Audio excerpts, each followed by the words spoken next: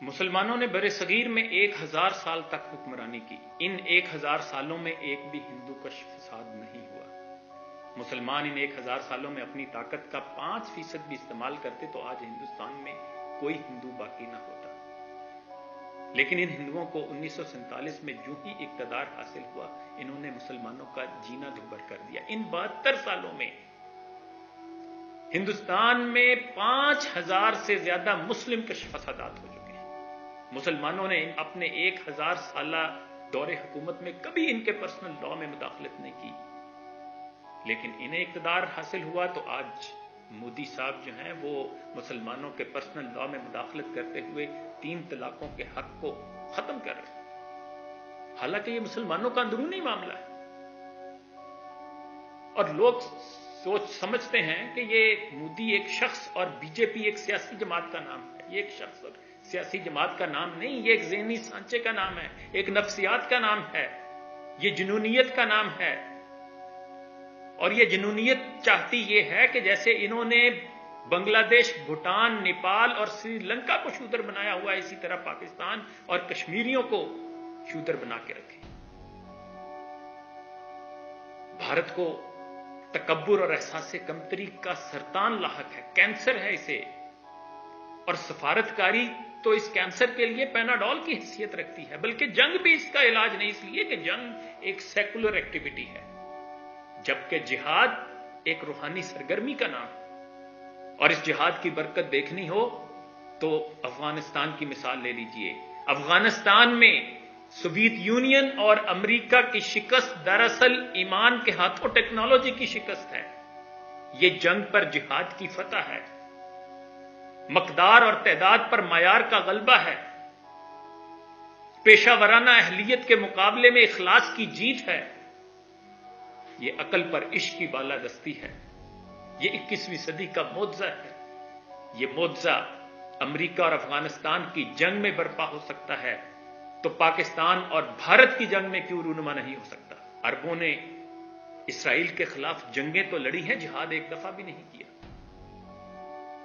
بھارت کا علاج جہاد فی سبیل اللہ ہے، اس لیے کہ جنگ تو زر زمین اور قبائلیت کے لیے لڑی جاتی ہے، جہاد اللہ کی کبریائی اور اللہ کی کبریائی کے غلبے کے لیے کیا جاتا ہے۔ اور جہاد کسی ملا مولوی یا مسجد کی ایجاد نہیں،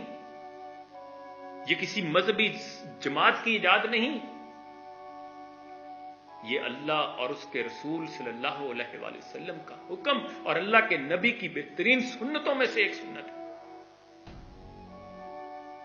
اس لیے پاکستان کی حکومت کو بھارت کے خلاف عام جہاد کا اعلان کرنا چاہیے، اور میں یقین سے کہتا ہوں کہ یہ ہمارے لیے ایٹم بم سے بڑا ہتھیار ثابت ہوگا، اس لیے کہ پاکستان صرف 22 کروڑ پاکستانیوں کی امیدوں کا مرکز نہیں، پاکستان برِ صغیر میں بسنے والے 65 کروڑ مسلمانوں کے مستقبل کے لیے اہم ہے، بلکہ مشرق وسطیٰ کے حکمرانوں کو بھی یہ شاید احساس نہیں کہ پاکستان ان کی آزادی اور ان کی سلامتی کے لیے بھی ضروری ہے۔ اور میرے منہ میں خاک، اگر پاکستان نہ رہا تو مشرق وسطیٰ اسرائیل اور بھارت کے درمیان سینڈوچ بن جائے گا۔ اس لیے ضروری ہے کہ ہم اس جنوبی ایشیا میں امن کے لیے، امن کے قیام کے لیے دوبارہ سے اس ہندو جنونیت کے خلاف جہاد کا اعلان کریں، اور میں درخواست کروں گا حکومت پاکستان سے کہ آپ بین الاقوامی برادری کی طرف دیکھنا چھوڑ دیں، اللہ اور اس کے رسول صلی اللہ علیہ وآلہ وسلم کے حکم کی جانب دیکھیں،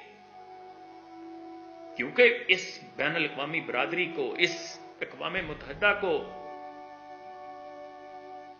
تو 2 دارفور اور مشرقی تیمور کے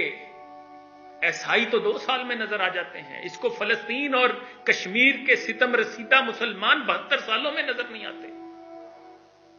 بتوں سے تجھ کو امیدیں، خدا سے نو امیدی، مجھے بتا تو صحیح اور کافری کیا ہے۔ خدا کے لیے میں چاہوں گا کہ جہاد فی سبیل اللہ کا موٹو رکھنے والی پاکستان کی فوج اس مرحلے پر کہ جب انہوں نے 2 ماہ سے زیادہ ہو گئے ہیں کہ کشمیریوں پر کرفیو لاگو کیا ہوا ہے اور ان کا جینا 2 بھر کیا ہوا ہے اور ظلم و ستم کی انتہا کر دی ہے. ہم پر جہاد فرض ہوتا ہے. خدا کے لیے میں حکومتی